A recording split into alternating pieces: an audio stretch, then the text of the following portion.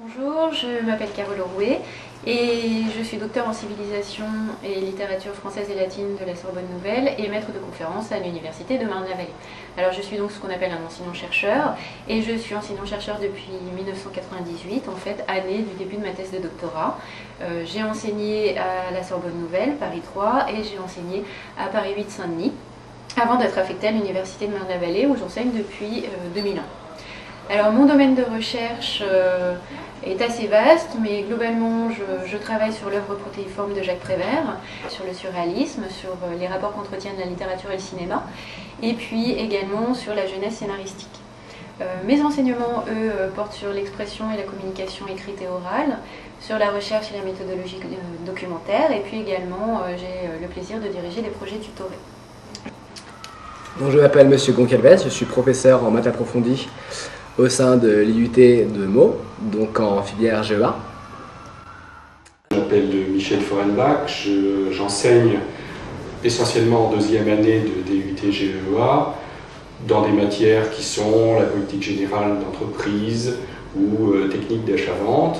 En réalité, mon métier n'est pas essentiellement d'être enseignant.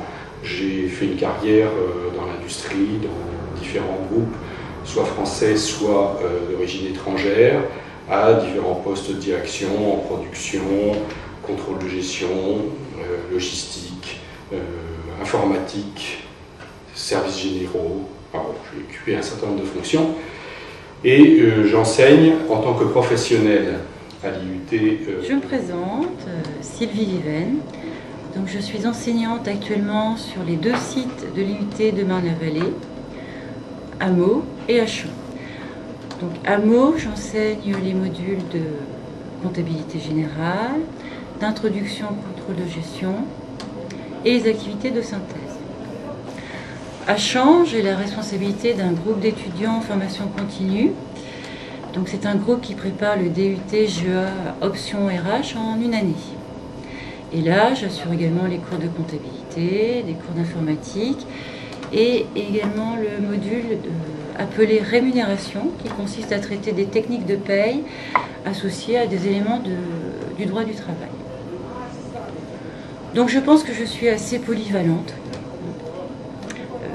D'ailleurs, j'ai une formation de juriste que j'ai complétée ensuite par des études en aménagement du territoire et enfin donc par un diplôme, un DUT également de gestion.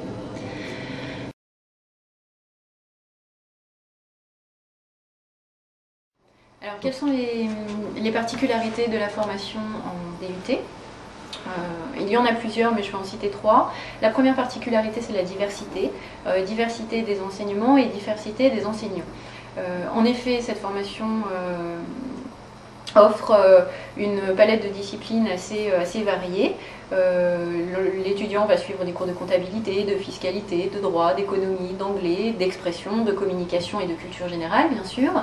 Et puis, autre point de diversité, le corps enseignant. Il y a à la fois des enseignants-chercheurs et des professionnels, ce qui permet aux étudiants d'avoir des approches, des méthodologies, des points de vue différents, et ce qui permet évidemment d'enrichir considérablement l'enseignement qui est dispensé. Deuxième particularité de cette formation, c'est que c'est une formation qui est basée sur une synergie entre l'entreprise et l'université, puisque l'étudiant a la chance, a l'opportunité d'effectuer deux stages. Un stage en première année, donc à la fin du semestre 2, qui est un stage de 4 semaines, et un stage en deuxième année, à la fin du semestre 4, qui est lui un stage de 8 semaines. Un stage plus long en deuxième année, environ 2 mois, qui doit permettre le stage de deuxième année de jouer un véritable rôle technique dans l'entreprise. Le stage de première année est plus général, c'est plus que de la découverte de l'entreprise, mais ce n'est pas forcément un métier à caractère technique qui va être occupé. Alors ce stage a plusieurs objectifs. Il permet aux étudiants de mieux connaître le monde de l'entreprise, de comprendre son fonctionnement. Il permet également aux étudiants d'assumer une mission utile pour l'entreprise, parce que ces stages ne sont pas des simples stages d'observation, mais vraiment des stages d'intégration, de participation réelle. Il permet aussi aux étudiants de mettre en pratique les connaissances qu'ils ont acquises lors de leur formation et éventuellement d'acquérir de nouveaux savoirs professionnels. Et puis enfin, un dernier objectif de ce stage, l'étudiant va pouvoir, suite à ses expériences, préciser, confirmer son choix d'orientation, et donc ce stage va lui permettre de déboucher sur des perspectives d'avenir. Donc un apport au niveau du stage, un apport sur le plan professionnel, mais aussi un apport sur le plan humain, puisque l'étudiant va être confronté au monde du travail, va avoir à travailler en équipe, va avoir à respecter les règles hiérarchiques et ainsi de suite. Donc un double apport professionnel et humain. Enfin, troisième particularité de la formation en DUT, je dirais que c'est l'environnement matériel qui n'est pas négligeable, puisqu'il faut quand même savoir que le budget alloué à un étudiant de DUT est plus important que celui alloué à un étudiant de LMD. Donc de fait, nous avons plus de moyens, ce qui permet aux étudiants d'être accueillis dans une structure qui est relativement petite, ce qui permet aux enseignants de bien les suivre, de bien les connaître, de bien les encadrer. L'étudiant bénéficie aussi d'autres avantages, de matériel audiovisuel, de matériel informatique. Et puis nos classes ne dépassent jamais 30 étudiants, ce qui n'est pas négligeable non plus. Donc tout cet environnement matériel permet évidemment de travailler dans de bonnes conditions. L'un des avantages du système du DUT, c'est bien sûr l'existence des stages, c'est aussi un certain encadrement par rapport à ce qu'on peut trouver à l'université, en fac, dans les processus L1, L2, c'est-à-dire le niveau première année de licence, deuxième année de licence. Le DUT est plus encadré, sans être aussi prenant que les classes préparatoires aux grandes écoles. C'est donc un système un peu intermédiaire entre les deux. C'est beaucoup plus libre que ce qu'on trouve dans les lycées. Donc il y a un apprentissage de la liberté, par exemple au travers des projets tutorés. Je pense que la vidéo que vous voyez en ce moment est construite au travers d'un de ces projets tutorés. En fait, l'IUT, si on essaie de synthétiser, propose une formation qui est complète, qui est variée, dans un encadrement, avec une relative proximité entre les enseignants et les étudiants, dans un cadre plutôt agréable, plutôt familial, avec un équipement de qualité.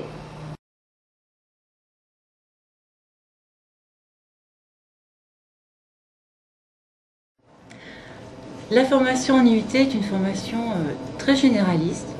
Il faut savoir que nous formons nos étudiants tout d'abord pour s'insérer dans la vie professionnelle. Alors de quelle façon? Tout d'abord par le biais des activités dites de synthèse. Donc ce sont des activités que nous préparons et qui mettent en jeu des compétences pluridisciplinaires comme la gestion, l'informatique, le droit, la fiscalité, etc., etc. Et d'autre part, les étudiants en deuxième année ont un projet à réaliser, ce qu'on appelle le projet tutoré. Donc c'est un projet qu'ils réalisent en équipe et en relative autonomie. Ce projet permet notamment aux étudiants d'acquérir une certaine expérience professionnelle, notamment lorsqu'ils organisent des événements. Cela leur permet donc de mettre en pratique des compétences pluridisciplinaires. Ça leur permet de s'ouvrir sur l'extérieur, notamment grâce à l'organisation d'événements. Et hier soir, justement, j'ai pu assister à un spectacle de danse indienne réalisé au profit de l'UNICEF. Alors, il s'agit d'un groupe d'étudiantes qui, là, pour mener à bien ce projet, a dû mettre en pratique, bien évidemment, un certain nombre de compétences acquises à l'UT. Elles ont dû faire preuve d'organisation, de communication et aussi de recherche du sponsoring.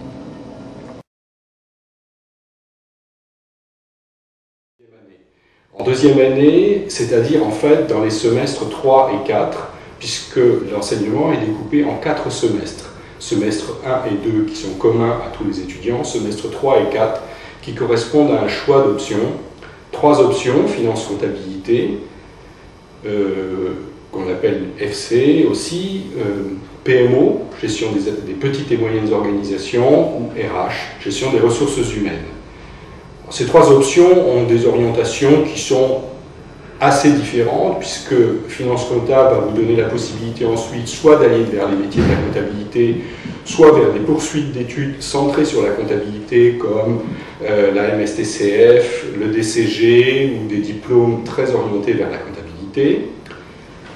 L'option RH, elle, vous permet d'entrer soit directement dans le métier de gestion des ressources humaines en tant qu'assistant RH, ou de poursuivre, par exemple, à l'IGS ou dans des écoles spécialisées en gestion des ressources humaines ou en licence professionnelle gestion des ressources humaines. Ces licences professionnelles se faisant presque toutes en alternance. Il y en a plusieurs dans la région. Également, et puis la troisième option, PMO, qui elle est plus générale et qui s'orienterait plutôt vers le commerce, par exemple la poursuite en école de commerce, mais cette poursuite vers les écoles de commerce n'est pas du tout exclue pour les finances comptables par exemple, ou pour les RH. Alors, il faut savoir que de nos jours, plus de 80% des élèves qui entrent en IUT continuent leurs études après l'IUT, ce qui signifie que finalement l'IUT sert de passerelle, de tremplin pour des études longues, donc vers les bac plus 4, 5. Ensuite, à l'issue des bac plus 2, de nombreuses écoles de commerce, parce qu'on met de plus en plus d'écoles de commerce, offrent des concours du type passerelle, tremplin, qui permettent de rentrer directement en école et de finir jusqu'au bac plus 5. Ensuite, les maîtrises de la gestion sont également proposées, donc ça à travers le concours message. Et donc voilà, donc finalement, en résumé, les IUT constituent une très bonne alternative à la prépa. Donc pour des élèves qui sont d'un niveau peut-être un tout petit peu inférieur, mais qui veulent aussi réussir.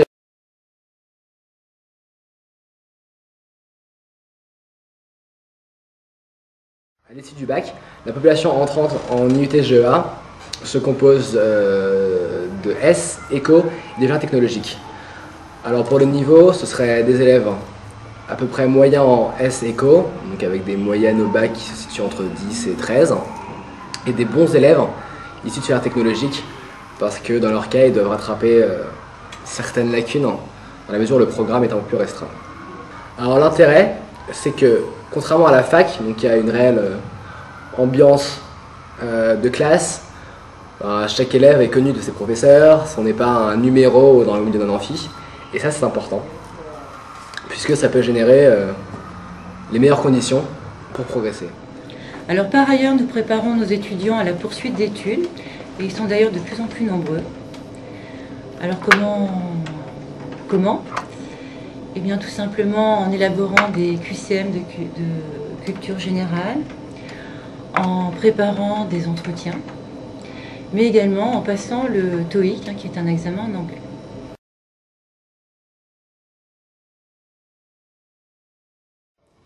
Quelles sont les qualités pour réussir en DUT-GEA? Je pense que ce qui est important, c'est d'avoir une grande régularité dans le travail. Le système de contrôle est un contrôle continu, il n'y a pas d'examen final. D'autre part, comme le contrôle est continu, je pense que les étudiants doivent pouvoir s'apercevoir au fil du temps des nécessités de faire un effort dans telle ou telle matière. Les matières sont regroupées par unité d'enseignement qu'on trouve facilement dans la documentation. Alors pour réussir en GEA, eh bien, il faut travailler régulièrement. Il faut aimer les chiffres et avoir une certaine logique. Bon, là, c'est le professeur de comptabilité qui parle. Il faut être curieux. Il faut aimer le travail en équipe. Pour réussir, l'étudiant doit travailler régulièrement, s'investir et être très sérieux.